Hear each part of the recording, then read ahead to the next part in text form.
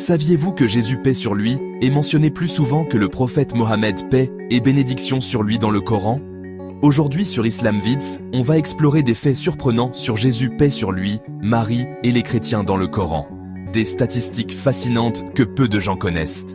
Accrochez-vous, car certaines vérités vont vous étonner.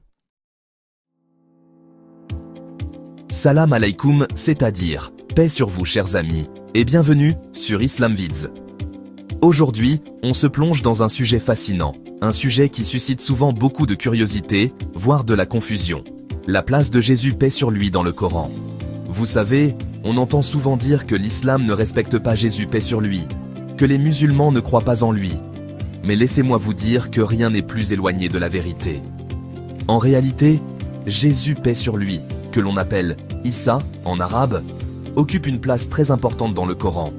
D'ailleurs, saviez-vous que le nom de Jésus paix sur lui est mentionné 25 fois dans le Coran? C'est plus que le nombre de fois où le prophète Mohammed paix et bénédiction sur lui est mentionné. Oui, vous avez bien entendu, 25 fois pour Jésus paix sur lui, contre seulement 4 pour Mohammed paix et bénédiction sur lui. Et ce n'est pas tout. Le Coran attribue à Jésus paix sur lui des titres magnifiques, des titres qui témoignent du profond respect que les musulmans lui portent. On le retrouve appelé Al-Masih, le Messie, et ce, à 11 reprises. On le nomme aussi Kalimatullah, la parole de Dieu, une expression puissante qui souligne son importance. Le Coran utilise également le terme Ruh Minhu, l'esprit venant de Dieu, pour parler de Jésus paix sur lui, soulignant ainsi sa nature exceptionnelle. Et bien sûr, il est aussi désigné comme Nabi, prophète, et Abdullah, serviteur de Dieu, des titres qui rappellent son rôle crucial dans l'histoire du monothéisme. Et ce n'est pas fini. Le Coran décrit la naissance de Jésus, paix sur lui, comme miraculeuse, né d'une vierge sans père. C'est un événement extraordinaire, unique en son genre, qui témoigne de la puissance d'Allah et de la place particulière qu'occupe Jésus, paix sur lui. Alors vous voyez, l'image de Jésus paix sur lui dans le Coran est loin d'être négative. Au contraire, il est présenté comme un prophète majeur, un homme choisi par Dieu pour transmettre son message.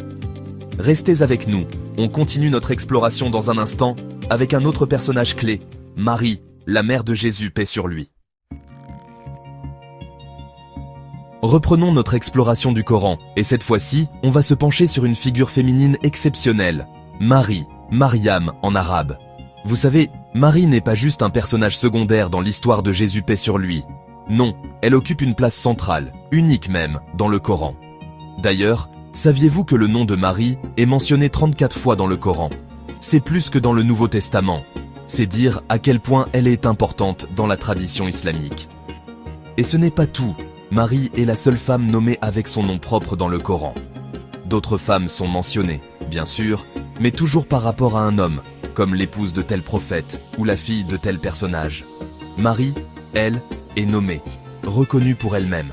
Et le plus incroyable, c'est qu'une sourate entière du Coran porte son nom, la sourate 19, Mariam. C'est un honneur extraordinaire, réservé à aucune autre femme. Imaginez un peu la place qu'elle occupe dans le cœur des musulmans. Le Coran décrit Marie avec les plus belles qualités. Elle est présentée comme la plus pure des femmes, choisie par Dieu parmi toutes les femmes de l'univers. Écoutez plutôt ces paroles magnifiques du Coran, et quand les anges dirent « Ô Marie, certes, Allah t'a élue, purifiée et choisie parmi toutes les femmes de l'univers. » Sourate 3, verset 42. Impressionnant, n'est-ce pas? Le Coran nous offre une image de Marie pleine de pureté, de piété et de soumission à la volonté divine.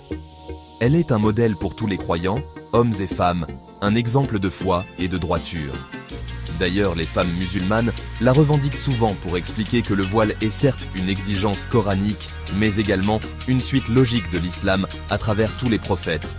Oui, vous avez bien entendu, l'islam est un message qui a commencé avec Adam paix sur lui et finit avec Mohammed paix et bénédiction sur lui. Il ne s'agit pas de renier les prophètes précédents.